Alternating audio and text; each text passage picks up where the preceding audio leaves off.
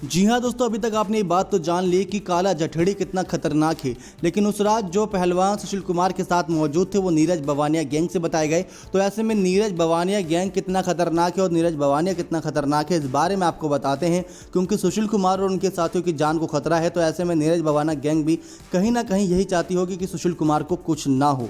तो आप सभी को बता दें कि करीब 16 साल पहले नीरज बवानिया ने अपराध की दुनिया में कदम रखा था। इसके बाद से उसने पीछे मुड़कर नहीं देखा। दिल्ली एनसीआर में गैंगस्टर नीरज बवाना का नाम किसी खौफ से कम नहीं। जहां पर दोस्तों हमें यह भी देखने को मिलता है कि नीरज दिल्ली के बवाना गांव का रहने वाला है। तो आप समझ ही सकते हैं कि इसका नाम बवाना क्यों जुड़ा हुआ है। तो वह अपने सरनेम की जगह अपने गांव का नाम लगाता है और जुर्म की दुनिया में इसी नाम से उसे जाना जाता है। नीरज के खिलाफ हत्या, लूट और जान से मारने की धमकी जैसे कई संगीन मामले दिल्ली और अन्य राज्यों में दर्ज हैं।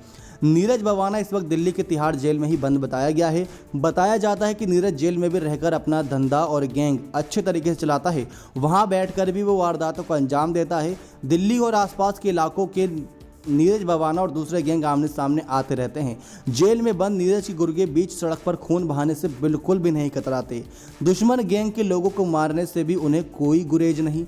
लेकिन दिल्ली के बाहरी इलाकों में कई छोटे मोटे गैंग काफ़ी एक्टिव रहते हैं। लेकिन नीरज बवाना का गैंग इस वक्त दिल्ली का सबसे बड़ा गैंग माना जाता है। तो आप समझ ही सकते हैं दोस्तों, एक तरफ वो गैंग है जो इंटरनेशनल लेवल पर कहा जा रहा है, क्योंकि काला जठड़ी अब विदेशों में बैठकर अपनी गैंग चला रहा है। दूसरा नीरज बवाना गैंग है जो जेल के अंदर बैठकर अपनी गैंग चला रहा है। लेकिन आप सभी को बता दें कि किस प्रकार से नीरज भले ही तिहाड़ जेल में बंद हो, लेकिन नीरज के गुर्गे जेल के बाहर उसके एक इशारे पर कोई भी वारदात को अंजाम दे सकते हैं। अब आपको यही बताएं कि अंजाम की दुनिया में उसका सिक्का चलता है। नीरज बवाना गैंग के दुश्मनों की भी कमी नहीं। कभी उसका साथी रह चुका सुरेंद्र मलिक उर्फ नीतू दाबोदा ही नीरज का सबसे बड़ा दुश्मन था। लेकिन नीरज ने उसके गैंग के खास बदमाशों को हमेशा के लिए अपने रास्ते से हटा दिया और ऊपर पहुंचा दिया।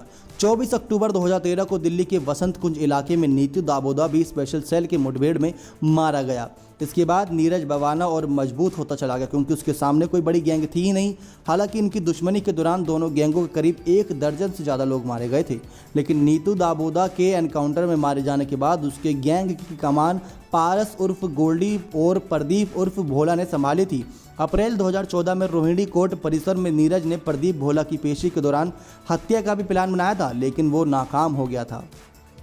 इसी के साथ 25 अगस्त 2015 में पुलिस नीरज बवाना को कोर्ट से जेल वापस लेकर जा ही रही थी। जेल वैन में नीरज के साथ नीतू गैंग के पारस और प्रदीप भी मौजूद थे।